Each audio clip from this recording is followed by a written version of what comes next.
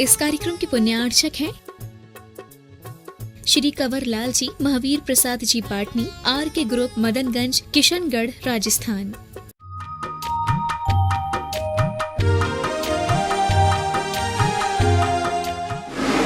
नमो सिद्धाणं नमो आयर्याणं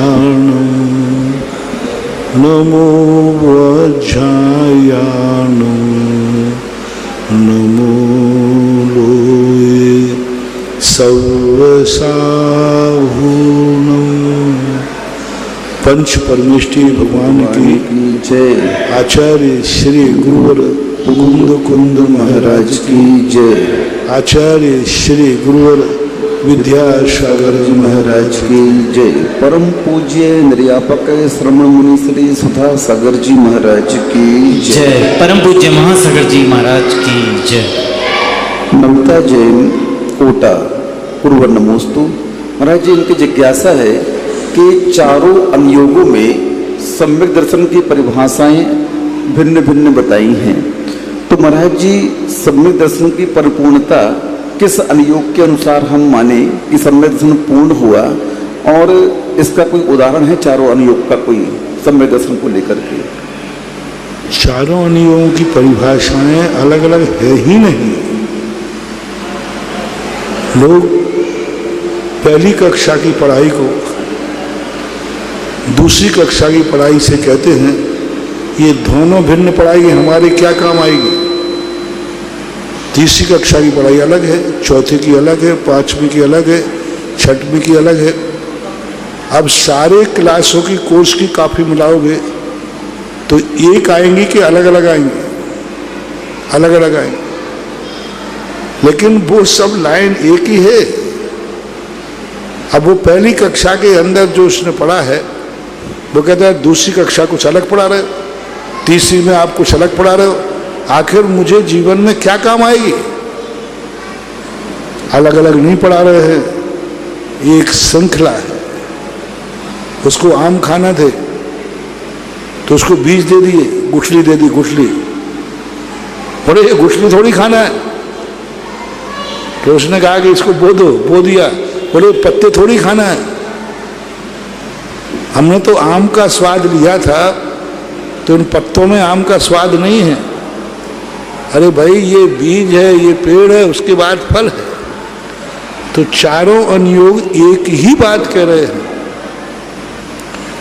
बस एक कारण में कार्य की विवक्षा बनती गई और एक के बाद एक कार्य होता गया। तीनों में भिन्नता नहीं है, तीनों में क्रमबद्धता है।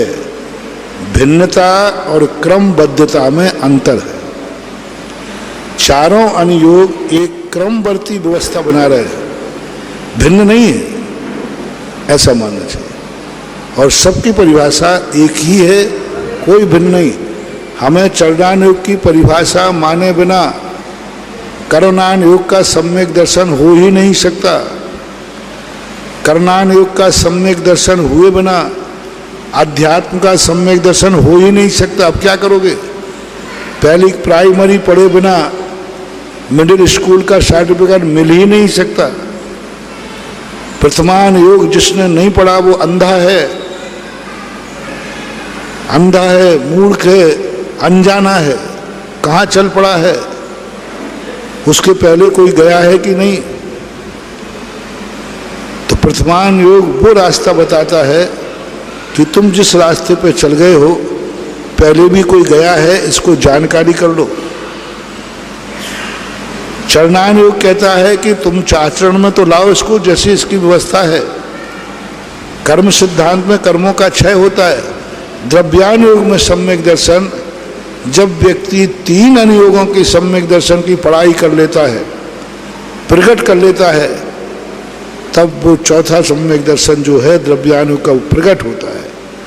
इसलिए आपको चारों क्लासें पढ़ना पड़ेंगे, चारों अनुयोग स्वीकार करना पड़ेगा। एक अनुवाद की उपेक्षा करोगे आपको कुछ भी नहीं मिलने वाला। ब्रह्मचारिणी श्वेता, कानपुर, गुरुवर नमोस्तु। महाराज जी की जिज्ञासा है कि अष्टमी और चतुर्दशी शाश्वत तिथि है, तो फिर तिथि दर्पण में इसका क्षय क्यों दिखाया जाता है? अष्टमी चौदस को, अष्टमी चतुर्दशी शाश्वत तिथि है। किसने कहा शाश्वत तिथि? सभी तिथि शाश्वत है, सभी तिथि, एकम भी शाश्वत है, दूज भी शाश्वत है, तीज भी शाश्वत है। किसी शास्त्र में ऐसा नहीं लगा कि अष्टमी चौदसी शाश्वत तिथि है। 15 दिन की जितनी तिथियां हैं सब शाश्वत हैं, अनादि अनंतकालीन है।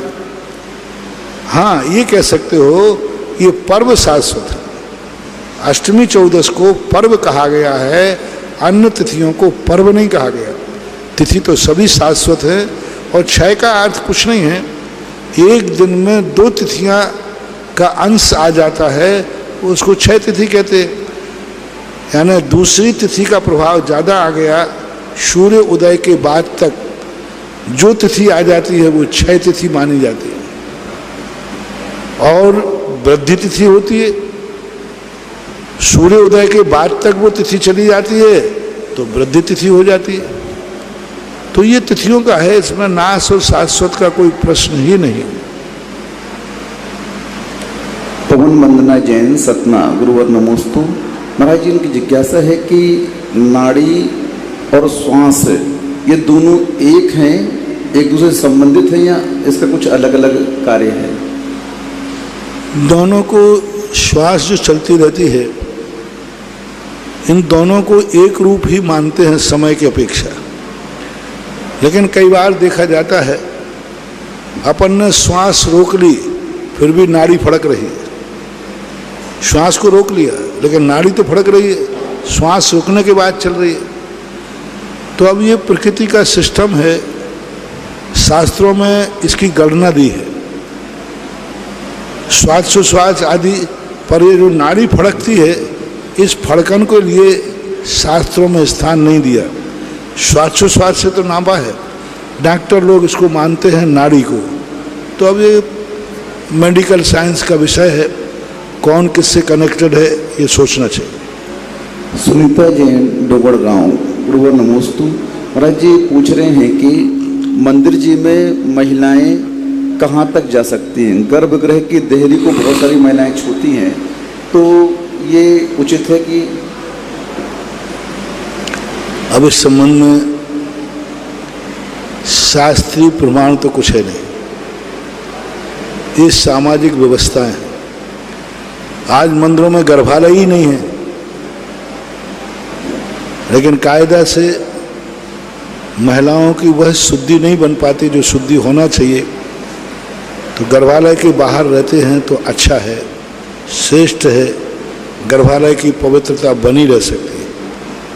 क्योंकि महिलाओं के जीवन का संबंध उनके खुद के हाथ में नहीं है, उनकी खुद की दशा उनके हाथ में नहीं है। कब शुद्धि अशुद्धि का प्रसंग आ जाए, पूर्णतः शुद्धि वो कर भी नहीं पाते। उनकी शुद्धि एक मर्यादित है। पूरी महिलाएं पूर्णतः बालों से प्रतिदिन नहीं नहाती, कई दिनों के बाद नहाते बालों से, अब वो अशुद्धि उनकी बनी रह सकती है। तो गर्भालय की मर्यादा हो तो अच्छा है, व्यवस्था तो यही है और ऐसी मानना चाहिए। राजीव जैन अमरपाटन गुरुवर नमोस्तु। महाराज इनकी जिज्ञासा है कि सामायिक और ध्यान एक ही है या अलग अलग है? सामायिक और ध्यान अलग अलग है या एक है? अलग अलग है। सामायिक एक बाह्य चारित्र में लिया है, ध्यान को अभ्यंतर तप में लिया है। सामायिक मिथ्या दृष्टि भी करता है, ध्यान मिथ्या दृष्टि नहीं कर सकता। सामायिक तो मिथ्या दृष्टि कर लेगा, लेकिन ध्यान उसका आर्तरोध ध्यान ही रहेगा, धर्म ध्यान उसको होता ही नहीं है। और अभ्यंतर परिणाम ध्यान नियम से भाव प्रत्यय रूप है। ध्यान में बैठ जाने का नाम ध्यान नहीं है, ये तो सब बैठ जाता है, कोई भी बैठ जाएगा। अब भी 4-4 महीने तक एक एक स्थान पर खड़ा रह सकता है, लेकिन वो ध्यान है, सो बात नहीं है। तो आगम के अनुसार ध्यान मिथ्या दृष्टि को नहीं, सम्यक दृष्टि को ही होता है। अनिल जैन डांगुर नागपुर गुरुवर नमोस्तु। महाराज जी इनकी जिज्ञासा है जो 8 कर्मों की प्रकृतियां कही गई हैं, तो उन 8 कर्मों में मान लो हमने मोह कर्म का बंध किया, तो हमारे परिणाम जो प्रकृति के अनुरूप बंधेंगे, तो क्या मात्र मोहिनी कर्म में भी बंधेंगे या 7 अन्य कर्मों में भी जाएंगे वो? कभी भी परिणाम एक रूप होते ही नहीं। कोई भी हम एक भाव करते हैं तो उसमें अनेक प्रकार के भाव होते हैं, एक समय में अनेक अंश होते हैं उसमें। हम क्रोध कर रहे हैं, लेकिन क्रोध के अंदर हमारे अंदर अनेक प्रकार के भाव छुपे हैं। क्यों क्रोध कर रहे हो? दूसरे को दबाना है या दूसरे से कमाना है, स्वार्थ सिद्धि। तो अनेक प्रकार के 7 कर्मों का बंध एक समय के परिणामों से होता है। प्रबलता देखी जाती है कि मुख्यता से कौन सा कर्म है। जैसे क्रोध आ रहा है तो मुख्यता से देखा जाएगा इसको क्रोध आ रहा है, लेकिन बंध तो चारों कसायों का हो रहा है। उस क्रोध में लोभ भाव भी है। जैसे मैंने कहा, क्रोध क्यों आ रहा है, क्यों डांट रहा है? क्योंकि उससे कोई चीज चाहिए तो वो क्रोध कर रहा है। अब क्रोध में लोभ का अंश छुपा हुआ है, क्योंकि वो क्रोध ही उसको लोभ के लिए आ रहा है। मायाचारी से डांट रहा है कि जैसे मैं इसको डांटूंगा तो फिर मेरी मायाचारी सफल हो जाएगी। तो ऐसे परिणामों में नाना प्रकार के आंशिक भाव होने से ऐसी स्थिति बन जाती है, 7 कर्मों का बंध होता है। महाराज, जो 8 कर्मों की प्रकृतियां हैं, ये पुद्गल का स्वभाव है या जीव का इसमें कुछ समावेश रहता है? कुछ जो 8 प्रकृतियां होती है बंध योग, तो इनमें स्वयं के पुद्गल के स्वभाव है ये कि इनमें जीव का कुछ अनुभाग रहता है? जीव के द्वारा अनुभाग डाला जाता है। जैसे एक मिठाई बनाने वाला रसोईया मीठा डालेगा, वो पुद्गल का ही है, पुद्गल का पुद्गल में डालेगा, लेकिन डालने वाला रसोईया होता है। इसी प्रकार कर्मों का जो अनुभाग शक्ति है वो तो नियम से पुद्गल में ही डलती है, लेकिन पुद्गल में डलने के बाद डालने वाला कौन है? डालने वाला जीव है। जीव परिणाम हेतु पुग्गल कम्मत्तम परिणम दी, पुग्गल कम्म निमित्तम तहेव जीवो भी परिणम दी। ऐसा कुंद कुंद भगवान ने कहा है, तो ऐसा मानना चाहिए।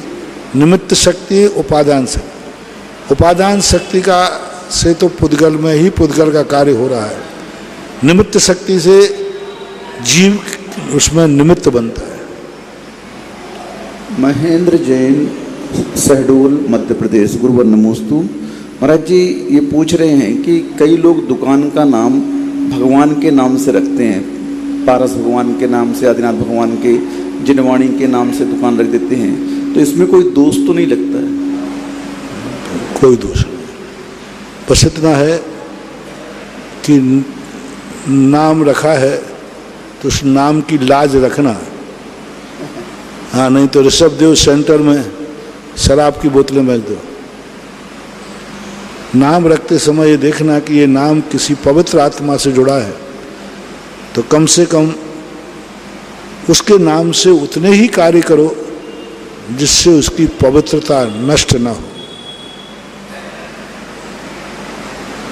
अंकिता जैन, गोटी गांव। गुरुवर नमोस्तु। महाराज जी, कोरोना काल में बहुत लोगों के बहुत सारे नियम टूटे हैं, तो महाराज जी ये कह रहे हैं हमारे आजीवन अष्टमी चौदस उपवास का नियम था जो कोरोना काल में टूट गया, तो उसके लिए हमें क्या करना चाहिए?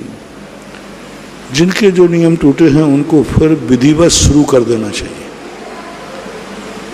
क्योंकि आपदा के कारण, प्रकृति आपदा के कारण से जो नियम टूटते हैं उन नियमों के लिए कोई विशेष प्रायश्चित नहीं होता। उनका नियम यही है कि वो पुनः उतनी ही रुचि से, श्रद्धा से शुरू कर दें, आगे के लिए बढ़ा दें। राजेंद्र जैन, मेरठ। गुरुवर नमोस्तु। महाराज जी, इनकी जिज्ञासा है कि जब सिद्धशिला में 5 स्थावर पाए जाते हैं तो वहाँ पर अग्नि का स्वरूप कैसे देखने में आएगा, जल का स्वरूप कैसे देखने में आएगा?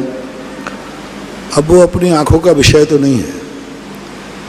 आगम में लिखा है कि अग्नि इस मकान में भी, ये जो हाल है ना, यहाँ भी अग्नि का है, जीव ठसाठस भरे हैं। अब वो हमें जलते हुए तो नहीं दिख रहे, अपने शरीर के अंदर अग्निकाय जीव भरे पड़े हैं। इस हाथ के ऊपर अभी अग्निकाय जीव भरे पड़े हैं, असंख्यात जीव हैं। हमारा हाथ तो नहीं जल रहा है। इस किताब के अंदर अग्निकाय जीव भरे पड़े हैं, पेट के अंदर, ठीक है, देखने वाली बात। हाँ, जठराग्नि अग्निकाय नहीं है, जठराग्नि अग्निकाय नहीं, वो तपन है। तपन अलग चीज होती है, अग्निकाय अलग चीज होती है। जैसे सूर्य से प्रकाश आ रहा है, सारी पृथ्वी तप जाती है, ना सूर्य अग्निकाय है और जो तप रहा है वो भी अग्निकाय नहीं है। अभी हाल गर्मी पड़ेगी तो ये तपेगा, लकड़ी तपेगी। तपन का अग्निकाय से कोई संबंध नहीं है। हाँ, तो वो आतप नाम कर्म का जो पृथ्वी काय जीव है, आतप नाम कर्म किनका माना जाए? उनका अलग पूर्वस्था की पृथ्वी काय है, पृथ्वी काय जीवों के आतप नाम कर्म का उदय है। तो आतप अलग चीज हो गई और अग्नि। ये कह रहा हूं कि देखो यहाँ इस किताब में असंख्यात अग्निकाय जीव विद्वान है, लेकिन ये नहीं जल रही है, ज्यों की तो है। इसमें असंख्यात जलकाय जीव इसमें भरे पड़े हैं, लेकिन पानी नहीं टपक रहा है।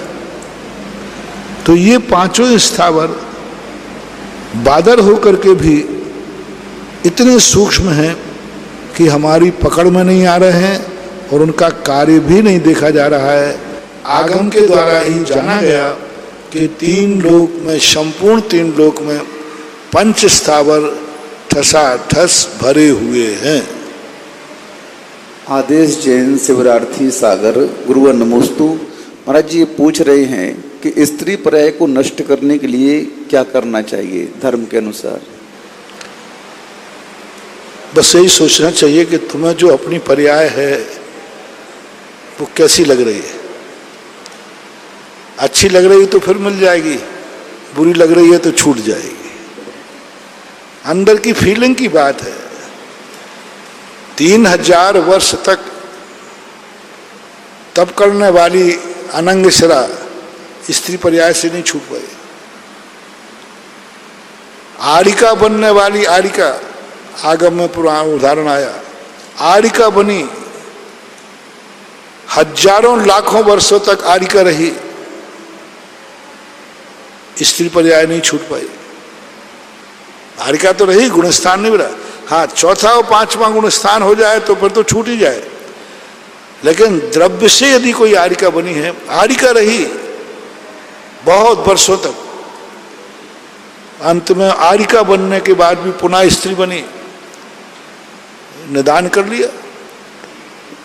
आरिका तो बन गई, लेकिन भाव आ गया कि अगले भाव में 7 मुनिराजों को देख के भाव आया, मैं इनकी मां बनूं। लो साहब, मां बनने का शौक हो गया आरिका बनने के बाद,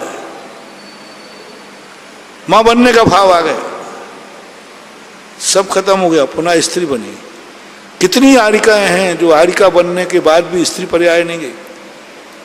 इसलिए हम कोई भी नियामक कारण नहीं बता सकते। नियामक कारण यही है कि आपकी भावना आपकी पर्याय के प्रति क्या है। यदि आपको अपनी पर्याय बुरी लग रही है, अंदर से निंदनीय लग रही है, अंदर से अपना परिणाम है, तो सम्यक दर्शन के बिना भी, वृत्तों के बिना भी मिथ्या दृष्टि की भी स्त्री पर्याय छूट जाती है।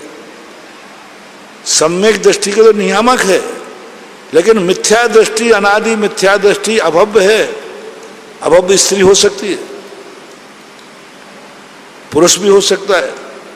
अभव्य जो है वह भी स्त्री पर्याय का छेद कर सकता है, विनाश कर सकता है, बस उसकी फीलिंग के ऊपर है।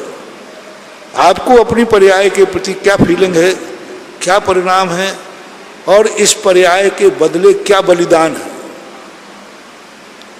क्या बलिदान है। ये पर्याय चली जाएगी। अब मैं 2-4 बातें सुनाता हूं।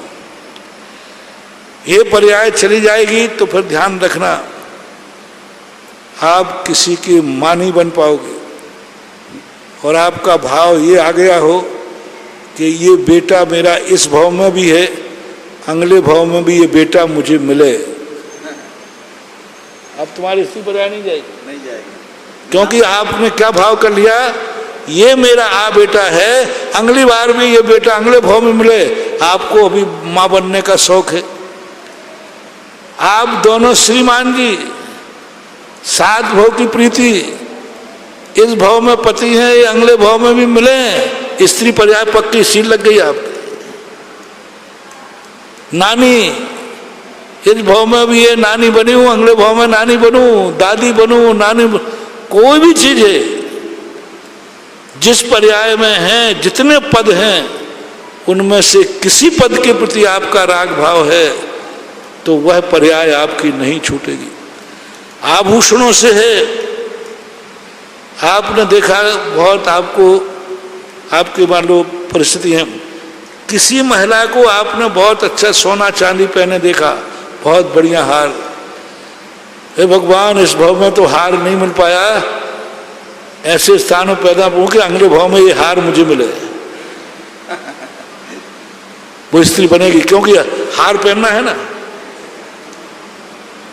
कपड़े के लिए दूसरों के कपड़े, ये साड़ी तो मेरे पास है ही नहीं, मैं खरीद भी नहीं सकती हूँ। आपने एक साड़ी पे मन बिगाड़ लिया, स्त्री पर्याय पक्की है। तो स्त्री पर्याय के जो पद हैं, जो भूमिकाएं हैं, उनके प्रति आपका अंतरंग परिणाम भविष्य में क्या है, वही निर्णायक है आपके भविष्य का। विद्या जैन, बड़ा गांव धसान, गुरुवर नमोस्तु। महाराज जी ये पूछ रहे हैं कि कर्मों का नाश करना और कर्मों की निर्जरा करना दोनों एक हैं या दोनों में कोई अंतर है? दोनों में अंतर है। शब्दस्य कर्मणो जो क्षय हेतु अपणो हु परिणामो नेयो स्वभाव मुखो दब्ब मुखो एक कम पुद भाव। समस्त कर्मों का नाश करने का भाव आना मोक्ष है, और कर्मों की जो निर्जरा हो रही है, नाश तो उसमें भी है, लेकिन निर्जरा एक देश भी होती है, सर्वदेश भी होती है। और नाश में क्या होता है, पुनः उत्पत्ति नहीं होगी। जिन कर्मों की हमने निर्जरा की है, कल वो कर्म हमें पुनः बन सकते, पुनः बन सकते। निर्जरा कर ली हमने किसी कर्म की, कल फिर कोई नया कोई कर्म बन जाएगा। लेकिन नाश जिसने किया है, जैसे हमारी भाषा में क्षय बोलते हैं, क्षय करने के बाद वो पुनः बंध को प्राप्त नहीं होगा उस जीव को, इतना अंतर समझना चाहिए। वंदना गजरा जैन, भिलाई रिसाली, गुरुवर नमोस्तु। महाराज जी इनकी जिज्ञासा है कि शापानुग्रह शक्ति क्या कहलाती है? शापानुग्रह शक्ति का अर्थ है मिटाने का भाव। उसको उसके लिए जो करना चाहता है उससे दूर कर देना। देवों के अंदर शापानुग्रह शक्ति होती है। शाप का अर्थ शाप नहीं देना, शाप का अर्थ है उसको किसी कार्य के रोक देना। अनुग्रह का अर्थ उससे कार्य में सहयोग कर देना, इसको बोलते हैं शापानुग्रह शक्ति।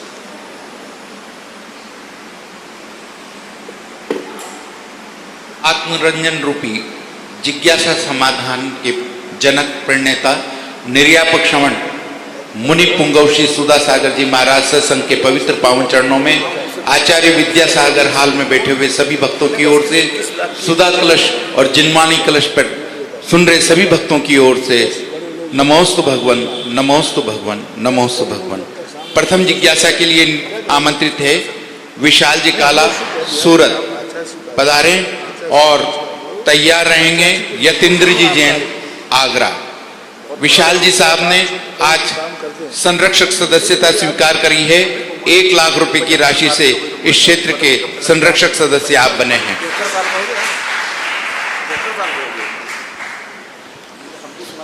नमोस्तु महाराज जी, नमोस्तु महाराज जी, नमोस्तु महाराज जी। मुनिराज मेरी शंका यह है, मुनिराज मेरी शंका यह है कि अनुकूल और प्रतिकूल परिस्थिति में मन की सहजता कैसे बनाए रखें? अनुकूल और प्रतिकूल परिस्थितियों पर विचार किया जाए कि ये अनुकूल प्रतिकूल बनी क्यों।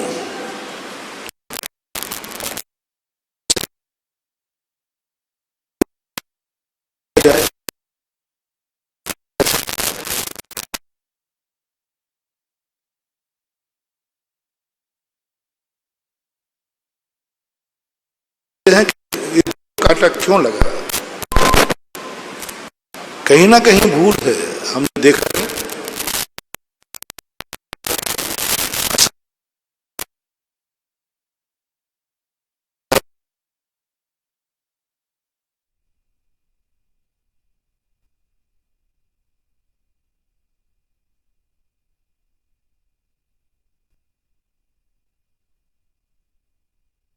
विशाल जी का सम्मान करेंगे। पीएम साहब विमल सोनी साहब पधारे। नमोस्तु भगवन, नमोस्तु भगवन, नमोस्तु भगवन। आजकल वास्तु का मंदिरों में बहुत अधिक महत्व चल रहा है। मेरा इससे संबंधित एक प्रश्न है। भगवान की दृष्टि के बारे में कहा जाता है कि वो रुकनी नहीं चाहिए, उसके बारे में गुरुदेव बताएं कि वो दृष्टि रुकने का क्या वास्तु से संबंध है। और मंदिरों में जब हमारे 3 लोक के नाथ को हम मंदिर में विराजमान करते हैं तो वहाँ उनके जब बैठने के बाद वास्तु दोष स्वयं खत्म हो जाना चाहिए, लेकिन फिर भी हम वास्तु क्यों देखते हैं? वास्तु का दोष स्वयं खत्म जब हो जाए, जब वो वास्तु के दोष को खत्म करने की शक्ति रखते हो। ये भक्तों के भगवान हैं। साक्षात भगवान जो होते हैं उनके अंदर एक शक्ति होती है साधना की। वो साधना की शक्ति समस्त दोषों का निराकरण कर देती है। उनमें तो इतनी शक्ति थी कि जिस अमावस्या को सारे कार्य सिद्ध नहीं होते, उन्होंने अमावस्या को ही मोक्ष प्राप्त किया। लेकिन मूर्ति में जो शक्ति स्थापित की जाती है वो भगवान की शक्ति नहीं रहती है, वो बैठाने वाले की भी शक्ति उसमें शामिल है, सूर्य मंत्र देने वाले की भी शक्ति शामिल है, सब शक्तियां शामिल है। तो ये जो मंदिर होते हैं इनमें संबंध हमसे होता है, अपन लोगों से होता है। भगवान को तो हम स्थापित कर देते हैं, तो हमारे पुण्य पाप के कारण से उस मूर्ति में भी ऐसी परिणति हो जाती है कि हम गलत स्थान पर बैठेंगे और मूर्ति गलत स्थान पर बैठेगी तो गलत प्रभाव दिखाएगी। क्योंकि मूर्ति किसके लिए है? भगवान ने तपस्या की, किसके लिए? भगवान ने ध्यान किया, किसके लिए? भगवान ने तप किया, किसके लिए? बोलो। स्वयं के लिए। स्वयं के लिए। ओके, हाँ पक्का? बिल्कुल। मंदिर बना किसके लिए? हमारे लिए। मूर्ति बैठी किसके लिए? हमारे लिए। बस तुम्हारा कानून उस पर लागू होगा।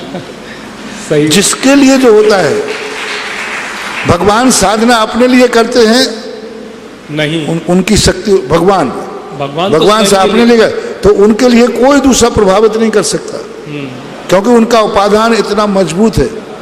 मंदिर अपने लिए बनते हैं, मूर्ति अपने लिए बैठी, पंचकर्णक अपने लिए बैठा, दर्शन अपने, सब कुछ अपने लिए कर रहे हैं। तो भगवान की मूर्ति पर हमारा और तुम्हारा कानून लागू होगा, भगवान का कानून लागू नहीं होगा। और भगवान जो तपस्या करते हैं उन पर हमारा तुम्हारा कानून लागू नहीं होगा, उनका खुद का कानून लागू होगा, क्योंकि उन्होंने जो कुछ किया अपने लिए किया। आज मूर्ति में यदि कोई दृष्टि में दोष आ गया तो उसका प्रभाव मूर्ति पे कुछ नहीं पड़ने वाला, जिसके लिए मूर्ति बैठा ली है उन पे पड़ेगा। अच्छा। जिनके लिए बैठा ली है, आपने समाज के लिए बैठा ली, समाज पे पड़ेगा।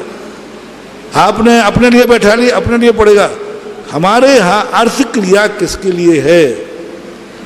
वह मंदिर, वह मूर्ति किसके लिए है? दूसरे को प्रभावकारी नहीं होगी, जो उस मंदिर को मानते ही नहीं है, जाते ही नहीं। मान लो कोई अजैन है, उस पर प्रभावकारी नहीं होगी, क्योंकि वो उसके लिए बैठी ही नहीं। तो हमेशा ध्यान रखना, दवाई है, औषधि है, मंत्र है। मंत्र के 5 परमेष्टि शक्तिमान है कि नहीं है? बिल्कुल। वो अपने लिए है, बिल्कुल। लेकिन नमोकार मंत्र शक्तिमान हो ऐसा कोई नियम नहीं है। 5 परमेष्टि शक्तिमान है, महाशक्तिमान है, लेकिन नमोकार मंत्र शक्तिमान हो ऐसा कोई नियम नहीं, क्योंकि नमोकार मंत्र जो है वो आप पढ़ रहे हैं, वो नमोकार मंत्र में है। अब नमोकार मंत्र 5 परमेष्टि अपनी शक्ति बराबर रखते हैं, लेकिन यहाँ 10 लोग मालाएं फिर रहे नमोकार मंत्र की, सबको फल एक सा मिलेगा कि अलग अलग? अलग अलग महाराज जी। क्यों? सबके भाव अलग अलग हैं। सब प्रयोजन भाव अलग अलग है, तो ऐसा मानना चाहिए। तो मंदिरों की दृष्टि दोष का बहुत बड़ा दोष है, बहुत प्रत्यक्ष है, सांगानेर आपके सामने है। बिल्कुल महाराज जी। जहां भगवान की मूर्ति का विशेष चमगादना करती थी, मां दृष्टि निकासन हुआ, आज वहां जाइए तो सुबह लाइन लगी मिलती है श्रावक की। अरे कुछ नहीं किया, मां दृष्टि का निवारण किया है, कुछ नहीं किया मैंने उस मंदिर में। महान भगवान की दृष्टि ध्वस्त पे थी, गज पर दृष्टि कर ली गई। चांदखेड़ी भगवान को देख लीजिए, पहले कभी आए हो? हाँ महाराज जी पहले। आज देख लीजिए भगवान को जैसे उच्चासन दिया, आज देखिए हनुमान ताल में हनुमान आदिनाथ भगवान है, वहां देख लीजिए जबलपुर में महाराज जी। जबलपुर पास हाँ। एक कोने में रखे थे, कोई नहीं पूछता था, मैंने ही दर्शन नहीं किए, कई बार गया। और आज वहां अखंड भक्तांबर पाठ चल रहा है, 6 साल से ऊपर हो गए। गोलाकोट के आदिनाथ भगवान देखिए, एक कोठरी में जब मैंने उस मूर्ति को पकड़ी, मेरे हाथ इतने जोर से बाहर फेंके कि लाल हाथ हो गए। महाराज ने बताया, मैंने कि देखो, और मूर्ति जैसे ही बाहर निकाली, आज गोलाकोट सारे विश्व के मानचित्र पर आ चुका है और लोगों को लाभ मिलते हैं। तो अपना संबंध उससे होने से उसका प्रभाव अपने ऊपर पड़ता है, बराबर मानना चाहिए। शास्त्रों में लिखा हुआ है, जो शास्त्रों में लिखा है वह पूर्णतः सत्य है। जितेंद्र जी बाकलीवाल नमोस्तु भगवान, नमोस्तु। तैयार रहेंगे। संजय जी सेठी सूरत। परम पूज्य मुनि पुंगव निर्यापक श्रमण सुधासागर जी महाराज को नमोस्तु नमोस्तु नमोस्तु। महाराज जी, मेरी जिज्ञासा यह है, जैसे नमोकार मंत्र अपन बोलते हैं, नमो रियंताणम नमो सिद्धाणम, ऐसे आचार्य भगवान भी ऐसे बोलते हैं, नमो रियाणम नमो वज्जायणम नमो लोयसवे श्रवणम। तो वो नमो वज्जायणम और नमो लोयसवे श्रवणम को भी नमस्कार करते हैं, इसका क्या कारण है? ये जो हमारे यहाँ 3 पद है ना, क्लास तीनों की एक ही है, एक कैप्टन है, बस कैप्टन है। आचार्य उपाध्याय इन सब की क्लास है, ये सब 6ठे 7वें गुण स्थान बढ़ती है, इनकी क्लास में कोई अंतर नहीं है। जैसे एक क्लास में 60 विद्यार्थी पढ़ते हैं, सब एक सही है, किसी का कोई कम बढ़ नहीं होता है। बस एक थोड़ा सा हुकूमत में ज्ञान में होता है तो उसको कैप्टन बना देते हैं। तो मुनियों में से ही किसी एक को आचार्य बना देते हैं, मात वो कैप्टन बन गया मुनियों का, तो उसको आचार्य कहने लगे। अब व्यवहार में तो कैप्टन तो आगे चलेगी, लेकिन वस्तुतः जब क्लास का नंबर आएगा तो कैप्टन भी क्लास का विद्यार्थी है। तो कर्म सिद्धांत में आचार्य उपाध्याय साधु ये तीनों एक ही क्लास के विद्यार्थी हैं। इनका क्लास 6ठा 7वां गुण स्थान तीनों का है, लेकिन चूंकि व्यवहारिकता में उनका एक अनुशासन, उनका एक ज्ञान, उनकी एक हुकूमत अधिक होने से उनको मुनि लोग मिलकर के अपना नायक यानी कैप्टन बना देते हैं, तो वो आचार्य बन जाते हैं। कोई पढ़ने में अच्छा होता है, उसको पढ़ाने के लिए तैयार कर देते, उपाध्याय बन जाता है। तो इस प्रकार की ये व्यवस्थाएं हैं, अवस्थाएं नहीं हैं। आचार्य उपाध्याय पद ये व्यवस्था है, अवस्था नहीं। अवस्था तो मुनि अवस्था ही अवस्था है। इसलिए आचार्य उपाध्याय निरंतर ये भाव करते हैं कि मरण के पहले मेरा आचार्य पद छूट जाए। यदि आचार्य पद ही अवस्था होती तो छोड़ने का भाव नहीं करते। हर आचार्य को चिंता लगी रहती है कि मरने के पहले मैं हर आचार्य, अच्छा आचार्य मुनि बन के मरना चाहता है, और जिस पद पे मरा जाता है उससे बड़ा पद कौन होता? परम पदम श्रेष्ठ पदम मुनि पदम, भगवती आराध्य संलेखना के समय कहा। तो ये जो व्यवस्थाएं हैं, आचार्य उपाध्याय पद व्यवस्था है, अवस्था नहीं। और नमस्कार व्यवस्था को नहीं, अवस्था को किया जाता है, ध्यान रखें। रक्षाबंधन विधान के श्रीफल भेंट के अंदर 700 श्रीफल जो 22 तारीख को अर्घ समर्पित किए जाएंगे। श्रीमती तारा देवी, पवन कुमार, मीरा जैन, सपरिवार आगरा। मरिया राजेश चंपालाल जी बांसवाड़ा, श्रीमती सुगनी देवी, श्वेता प्रमोद, हर्षित तनिष्का, बोहरिया सागर। चौथा नाम है उमराव मल जी, शांता जी, प्रवीण जी, सुनीता परक परिधि, अंशुल गोदा, अरिहान गोदा, अमेरिका से भी रक्षाबंधन विधान के लिए श्रीफल अर्घ समर्पित करने के लिए नाम आ रहे हैं। और श्रीमती सुगनी देवी, श्वेता प्रमोद, हर्षित तनिष्का, बोहरिया सागर ने शांति धारा का भी पुण्य अर्जन किया है। ऑनलाइन का 15 तारीख का उन्होंने मोक्ष सप्तमी का उनका निवेदन आया है। पधारें संजय जी सेठी सूरत और तैयार रहेंगे ज्योति जैन सूरत। मैं संजय सेठी सूरत, मेरा और मेरा परिवार की तरफ से त्रिकाल नमोस्तु महाराज, नमोस्तु नमोस्तु। मेरा प्रश्न ये है कि आयु क्रम कैसे बंधता है महाराज? आयु कर्म के बंध के लिए एक निश्चित नियत टाइम निश्चित किया गया। वो होता है कि आयु कर्म के 3 भाग करने पर 2 भाग निकल जाने के बाद आयु बंध का समय आता है। उस समय लेस्या यानी कसाय और मन वचन काय की चंचलता के जब मध्यम परिणाम होते हैं, उस समय आयु बंध का समय आता है। मान लीजिए किसी के 60 वर्ष की आयु है तो उसको 40 वर्ष में आयु बंध का एक मौका दिया जाएगा। और उस समय भी यदि उसके परिणाम मध्यम हो, कसाएं मध्यम हो, मन वचन काय की चंचलता मध्यम हो, तो आयु का बंध होगा। ऐसा जीवन में 8 बार ये मौका मिलता है। और अकाल मरण के लिए जब वो मरेगा तभी आयु बंध हो जाता है।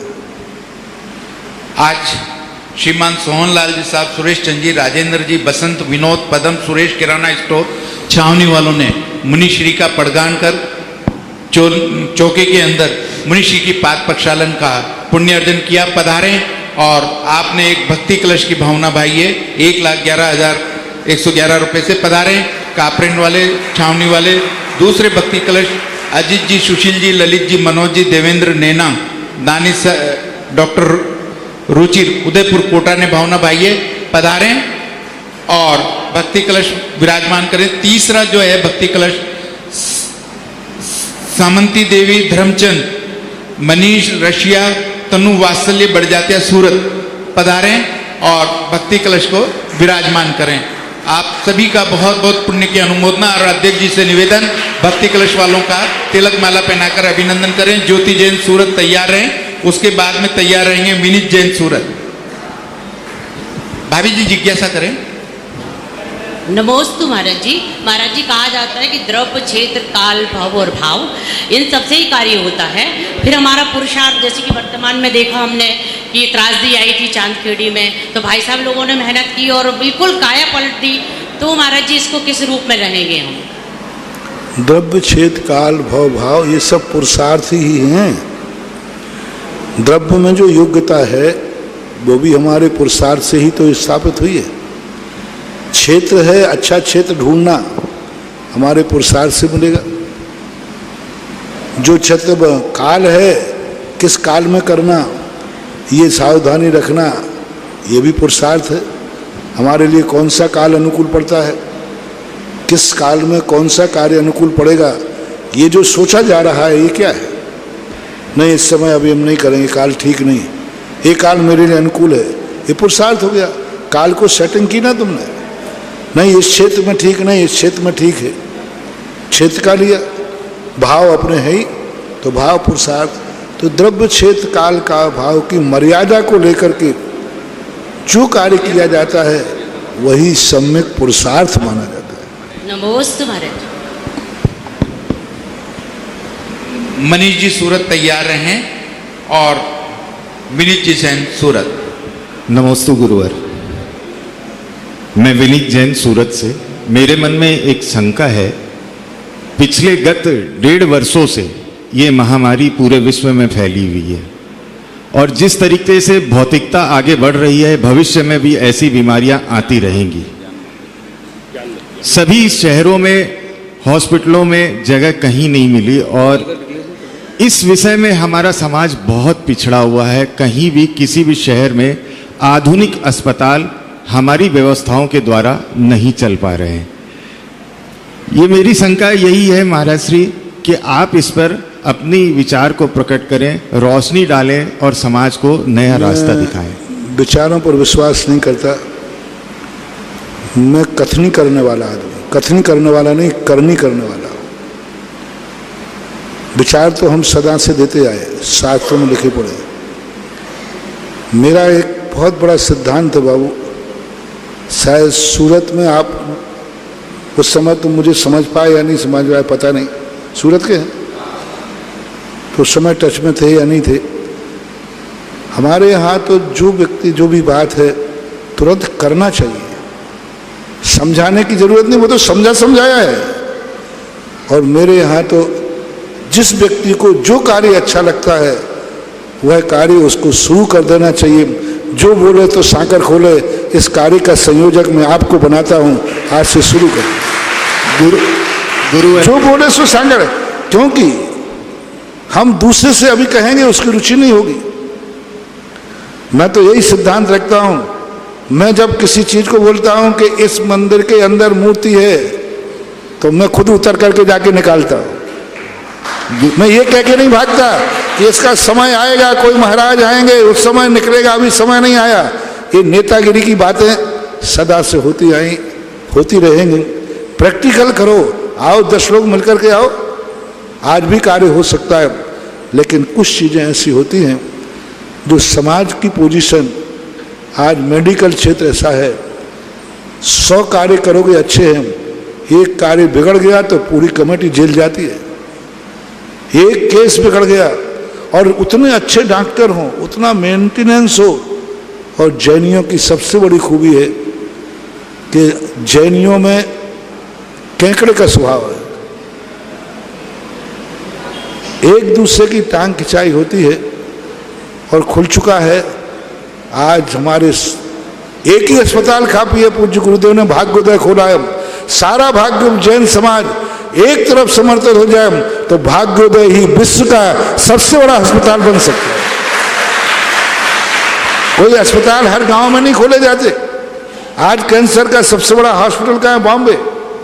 सारे दुनिया के लोग बॉम्बे जाते हैं कि नहीं जाते हैं। आज समाज के लोग क्यों नहीं भाग्योदय को इतना स्तर बना दें कि विश्व का हर व्यक्ति भाग्योदय में इलाज कराने जावे। जैन स्कूल खुलता है, उसमें जैनियों के बच्चे नहीं पढ़ते, कमेटी के बच्चे नहीं पढ़ते। क्यों? कारण उसके बहुत सारे हैं। इसके लिए बहुत बड़ा प्रयास मैं कर रहा हूँ, समझा रहा हूँ। मेरी कुवत जितनी है, मेरे पास 2 चीज़ें हैं, मन और वचन। तुम्हारे पास 2 चीज़ें हैं, तन और धन। चारों मिल जाएं तो बिल्डिंग उठ जाए। गुरुवर, आपने मुझे इस कार्य के लिए कार्य सौंपा, संयोजक बनाया। मैं आपको एक बताना चाहूँ कि इसी कड़ी में सूरत दिगंबर जैन समाज आदिनाथ मंदिर पर्वत पाटिया क्षेत्र में 15 दिनों के अंदर में एक चिकित्सालय चालू हो रहा है एलोपैथिक, जिसमें दंत विभाग के साथ ओपीडी और कई तरीके के विशेष डॉक्टर। ये घटिया अस्पताल है, हम 100 खोल चुके हैं। और हर ये एक छोटी सी नींव है हमारे। आप जिस बात की बात, स्तर की बात कही, आपने बीमारी लाए हो कोरोना का और खोल रहे हो दांतों का डॉक्टर। दांतों का डॉक्टर फ्री में बन जाता है। सुनिए मैं बता रहा हूँ, बीमारी इस स्तर के बाद खोलो जहाँ कोरोना के मरीज भी आकर के एडमिट हो जाए। वो मत खोलो कि पर्वत पाटिया में, धर्मशाला में एक कमरे में जाकर दांतों का खोल दोगे, 2 कमरों में 10 कमरों में। ऐसा हॉस्पिटल खोलो जिसका मैंने उदाहरण दिया कि आज कैंसर कराना है तो हर व्यक्ति बॉम्बे का नाम लेता है। नाम मुझे पता नहीं उस हॉस्पिटल क्या नाम है, जो भी है, टाटा जो भी है। ऐसा हॉस्पिटल खोलो सूरत वाले। धन कमाने के लिए बैठे हो, कुछ कमाने की बात सोचो। अगर एक और आज तुम खोल के जाओगे, जिसका दांत टूटेगा वो डॉक्टर ऐसा बैठेगा कि उसका दूसरा भी टूट जाएगा। हाँ, दूसरा ये अस्पताल, यहाँ मैं 3 बार अस्पताल खोल चुका इसी चांदखेड़ी में, बोला, और 3 बार बंद हो चुका। जो मरीज जावे वो उल्टा बीमार हो जाए, क्योंकि वैद्य जो बैठा रहा वो 500 रुपये का बैठा रहा। एक 10 लाख रुपये महीने का डॉक्टर हो, बल्कि डॉक्टर आजकल 50 लाख रुपए के हैं। क्या डॉक्टर ऐसा बैठा लोगे कि दांतों का कैंसर भी हो तो भी पटिया पाटिया में सूरत में इलाज होगा? ये जो नेतागिरी की बातें हैं, अच्छा अस्पताल खोलो, 50-100 बीघा में अस्पताल खोलो। प्रभात पाटिया के बाद कितनी जगह है? अभी तो छोटा सा फ्लैट है। छोटा नहीं, शुरू करो बड़ा। आज संयोजक बनाया, मुझे भारतवर्ष का बनाया है, सूरत का नहीं बनाया है। ये अंतर्राष्ट्रीय स्टेज है, ध्यान रखना, ये सूरत का स्टेज नहीं है। महाराज श्री अपने शहर से चालू कर आपकी जो इच्छा है वैसा जरूर करूँ। कोई मतलब नहीं है बाबू, ये कहने में अस्पताल है, ये नुक्से वाली चीजें हैं। विचार करो, प्लान करो, जब भावना उठे। अभी मैंने कहा था, द्रव्य क्षेत्र काल भाव को लेकर के ही भाव उठाना चाहिए। मन में कल्पनाएं तो आती हैं कि शायद मैं सारे विश्व में ऐसा बन जाऊं, लेकिन कुवत कितनी है? हर व्यक्ति चाहता है राष्ट्रपति बनूं और पार्षद का चुनाव जीत नहीं पाया, तो वो करता है। विचार करना है तो विचार करो। एक अंतर्राष्ट्रीय मंच पर तुमने प्रसंग उठाया है, तो ऐसा अस्पताल खुलना चाहिए जिसमें सारे विश्व के लोग इलाज कराने वहां आवे, सारा भारत का इलाज कराने वहां आवे। और 100-200 बीघा के जमीन में रहे। इतना बड़ा हॉस्पिटल बनाओगे तो 50-100 बीघा जमीन चाहिए।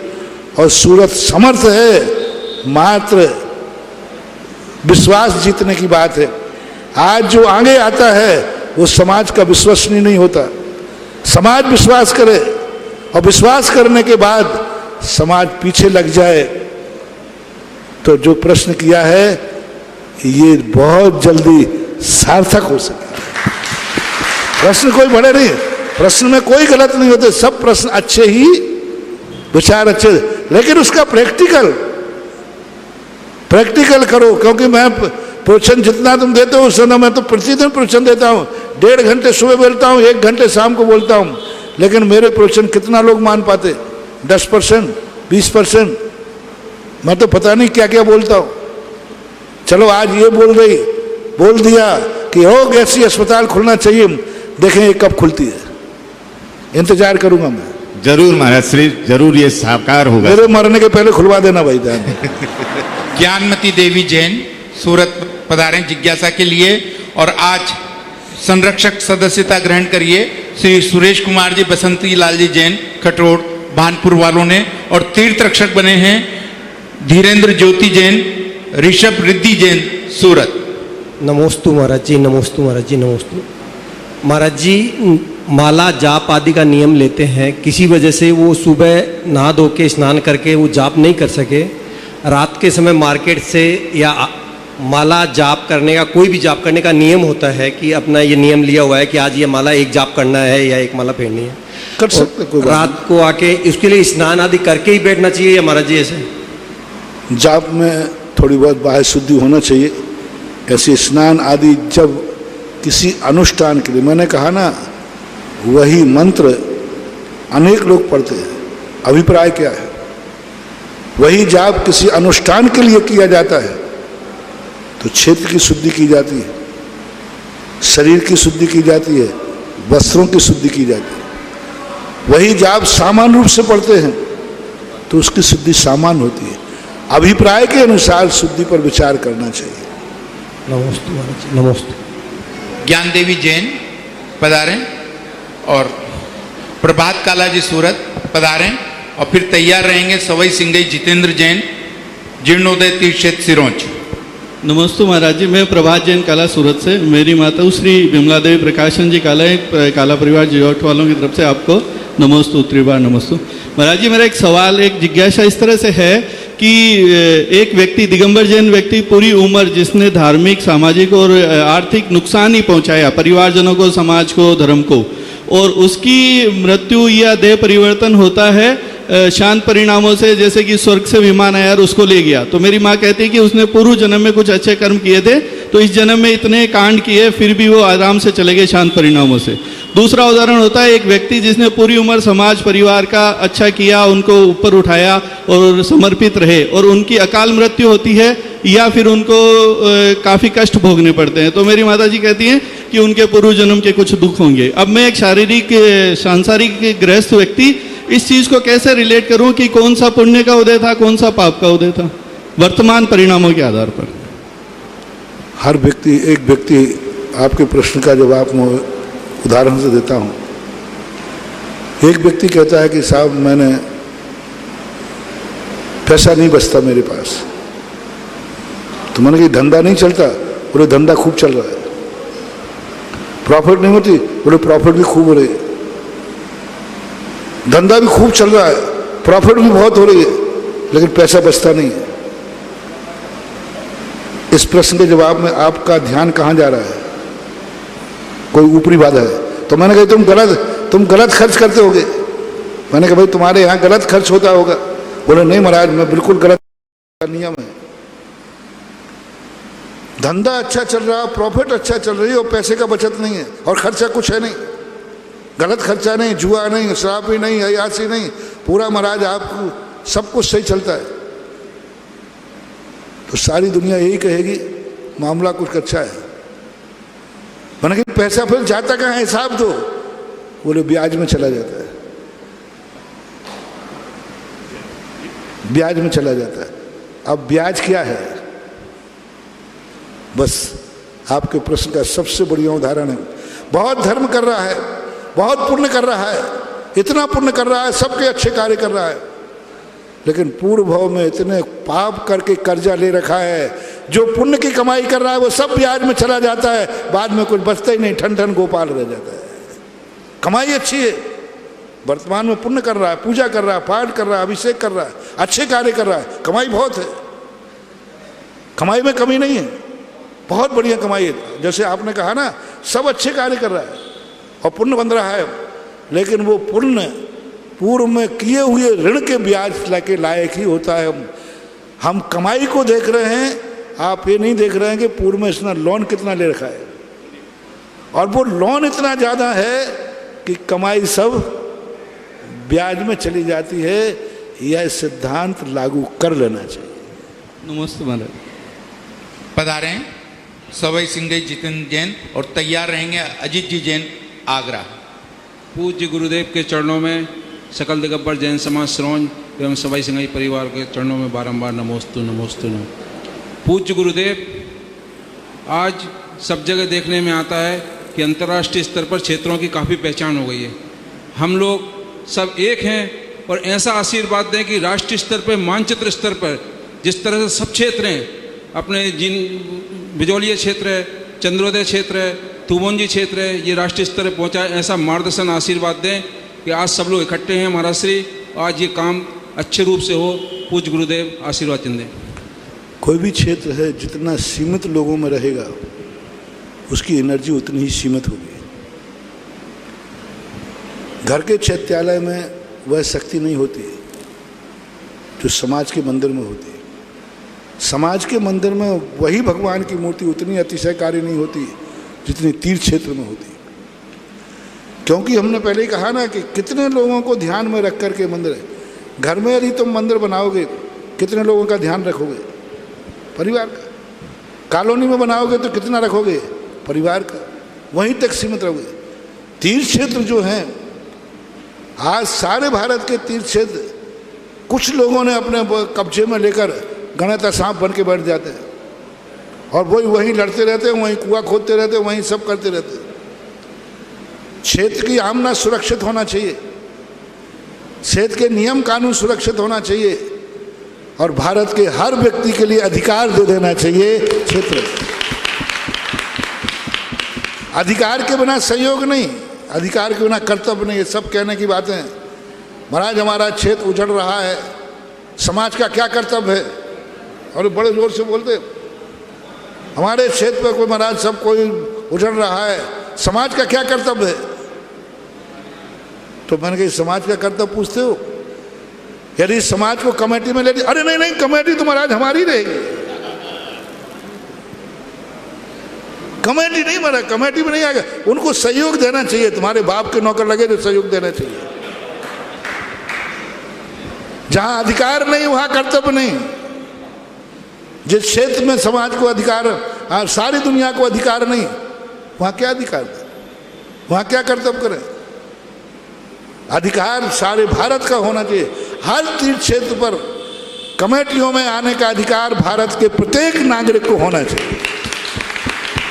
वे क्षेत्र अंतर्राष्ट्रीय बन जाएंगे। अभी आपके यहाँ के चांदखेड़ी के अध्यक्ष हुकम जी ने ये उदारता दिखाई इनकी कार्यकारिणी ने। इस चंद्रोदय तीर्थ क्षेत्र को एक साल भर हो गया, 1 साल पहले अंतरराष्ट्रीय घोषित किया कि ये चांदखेड़ी जो कोई 10-20 गांव की नहीं है, सारे भारतवर्ष की है अधिकार। जय हो जय हो। आपके एमपी में अभी थोबंजी क्षेत्र, जिनोदय तीर्थ क्षेत्र अंतरराष्ट्रीय बना दिया।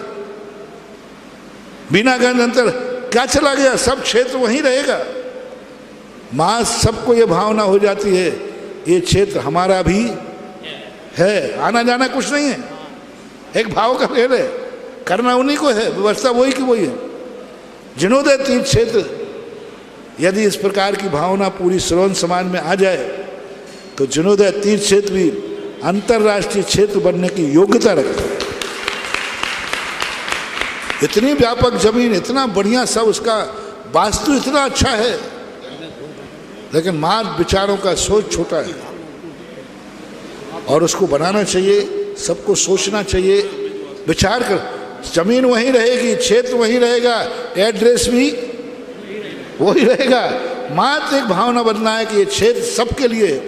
हर व्यक्ति वहाँ का ट्रस्टी बन सकता है, हर व्यक्ति पदाधिकारी बन सकता है, हर व्यक्ति वहाँ जाकर अपने आप में कह सकता है इस क्षेत्र का ट्रस्टी मैं हूँ।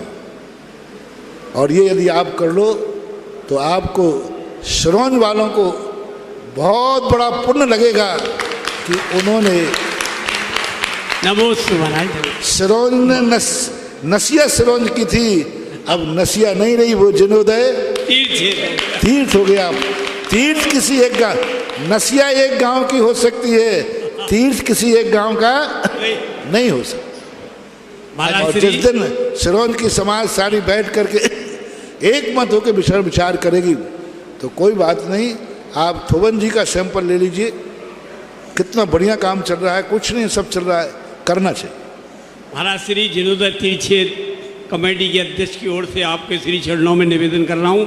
आज हमारे पूरे सभी गणमान्य श्रवण के नागरिक सभी आए हैं और इन सभी की भावना है कि ये क्षेत्र पूरे भारतवर्ष का क्षेत्र नहीं, विश्व का क्षेत्र बने, ऐसी हमारी भावना है। आप आशीर्वाद दें उसके। इसके लिए मैं ऐसी बातों में आने वाला नहीं हूँ। जिनेंद्र बाबू, तुम जिनेंद्र बाबू हो और कोठा वाले भी हो और छोटे मंदिर से लगे हुए हो,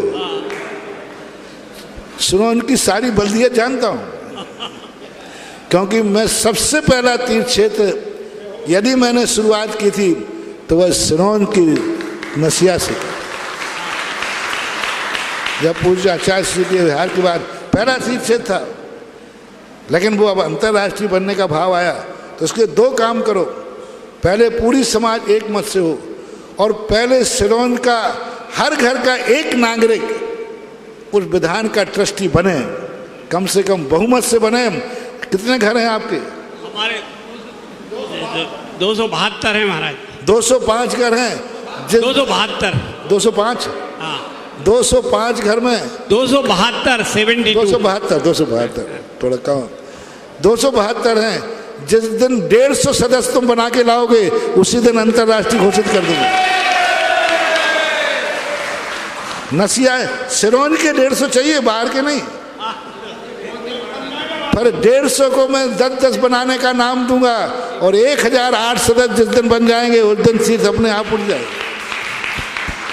तो आप सिरोन के पहले 150 सदस्यों के नाम 50% का कहना चाहिए तो 75%, चलो 50% में लेन देन बराबर। हाँ, ट्रस्टी बनाए प्रयास करें, अच्छा बात है, अच्छा सोच।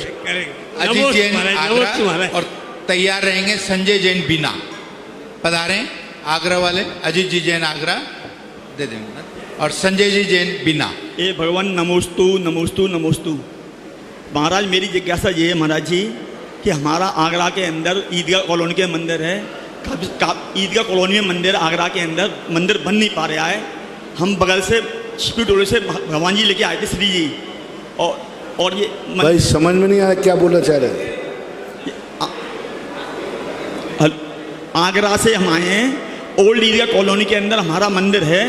हम छिपी टोले से 3 श्री जी अपने मंदिर में ले गए थे 1 साल की कह के, अभी 15 साल हो गए, मंदिर बन नहीं पा रहा है। आपसे आशीर्वाद चाहते हैं मंदिर जल्दी से बन जाए। हमारे संघ के हमारे महाराज वीर सागर जी, विशाल धवल सागर जी बैठे हैं, वो जो कहें वो करो, उनको समर्पित हो जाओ, काम हो जाएगा।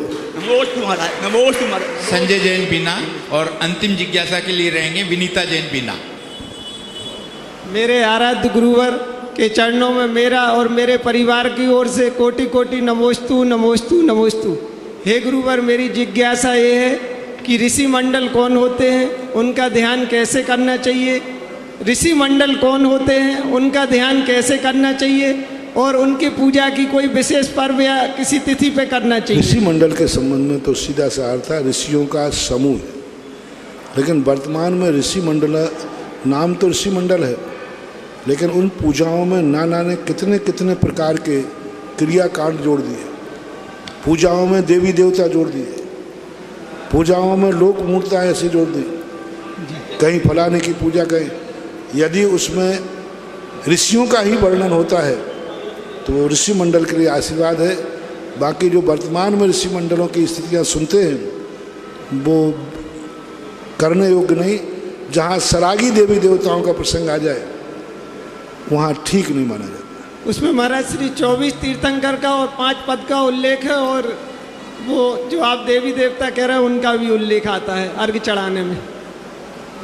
सबको कह दिया ना, जहाँ सरागी देवता देवी देवता आते हैं वह सम्यक दृष्टि को पूजने लायक नहीं है, चाहे वो कहीं भी हो, किसी भी रूप में।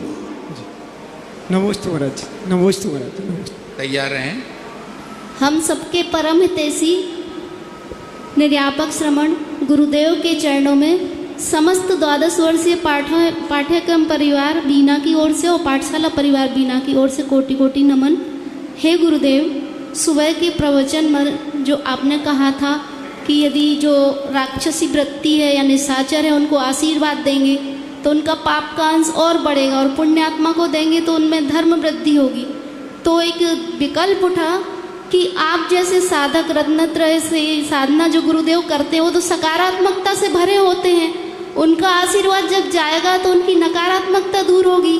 और हम भी अपाय विजय धर्म ध्यान करते हैं कि हमारे परिजन हैं या हमारे जो संबंधी हैं वो उनका सुधार हो, तो ये भावना काम करेगी कि नहीं? उन्मार्गी सन्मार्गी कैसे बनेंगे फिर? सामने वाला, क्योंकि निमित्त शक्ति बलजोर जब होती है जो उपादान शक्ति का सहयोग होता है। यदि वो छोड़ने के मूड में है तो मेरा आशीर्वाद काम कर जाएगा, सकारात्मक काम करेगा।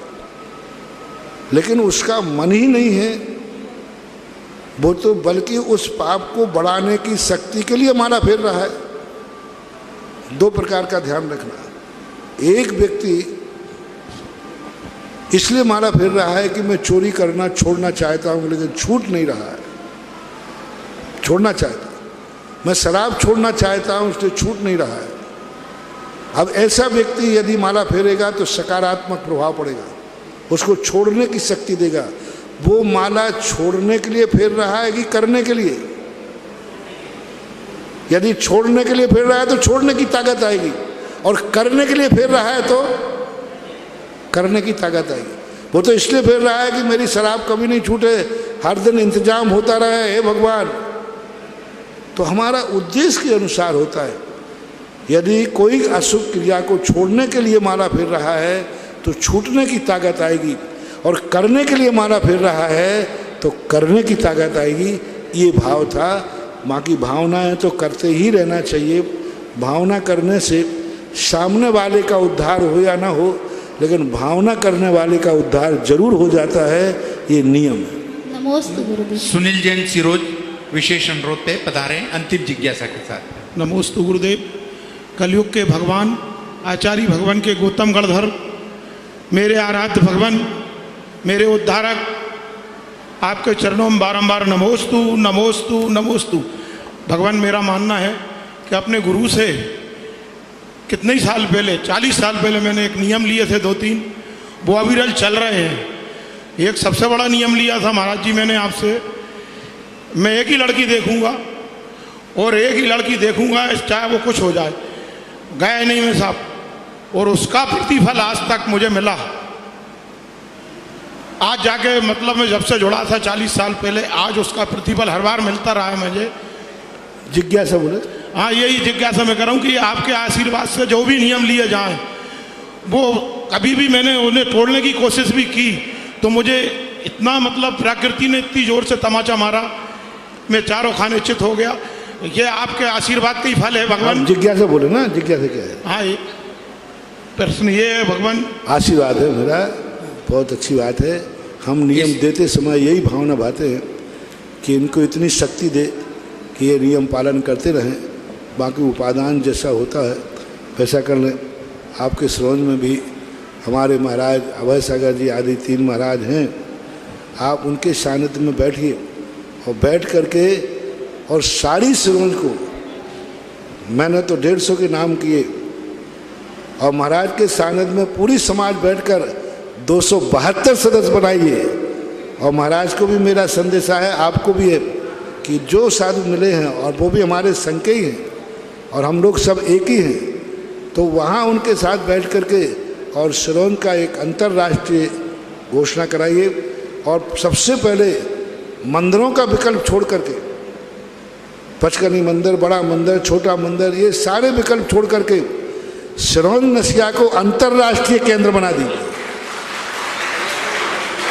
मंदिर तो छोटे छोटे, और जो मंदिरों के पीछे लगे हैं, मैंने पहले ही कह दिया, जो अपने घर के चैत्यालय में रखा है उसको उतना ही लाभ मिलना है जितने लोग लाभ लेते हैं।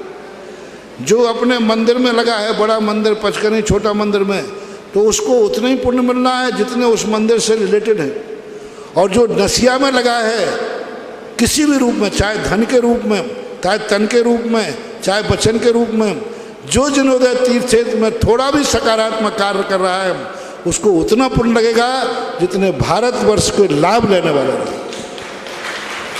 इसलिए श्रवण समाज वालों सभी लोग महाराज के सानिध्य में बैठकर पूरी समाज एक संघनाद करके और पूरे समाज घर पीछे उस संस्था का ट्रस्टी बनिए और फिर पूरी श्रवण समाज आजू बाजू के गांव में निकलिए, सबका सहयोग मिलेगा। जिनवाणी स्तुति के पूर्व कौन पुण्यशाली जीव होगा जो महामुनिराज निर्यापक श्रमण सुधा सागर जी महाराज। इस कार्यक्रम के पुण्यार्चक थे